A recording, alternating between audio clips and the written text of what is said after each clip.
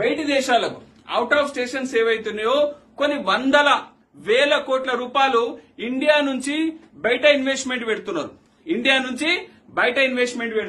దీన్ని ఏమంటామంటే మనము ఎల్ అని అంటాం. ఎల్ అంటే లొకేషన్, ఎల్ అంటే లొకేషన్స్.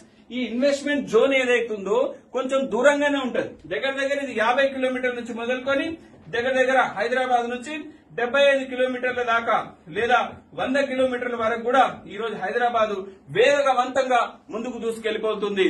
దీనంతా కూడా మనం ఇన్వెస్ట్మెంట్ జోన్ అని అంటాం. ఇన్వెస్ట్మెంట్ జోన్ లో నీకు డబ్బు ఎప్పుడు రిటర్న్ వస్తుంది అంటే లొకేషన్ చాలా ఇంపార్టెంట్. చాలా మంది ఇందాక నేను చెప్పినట్టుగా ఇండియా నుంచి దుబాయ్ లో కొన్ని 100,000 కోట్ల రూపాయలు ఇన్వెస్ట్మెంట్ పెట్టడానికి రీజన్ ఏంటంటే అక్కడ మంచి లొకేషన్స్ వస్తున్నాయి కాబట్టి.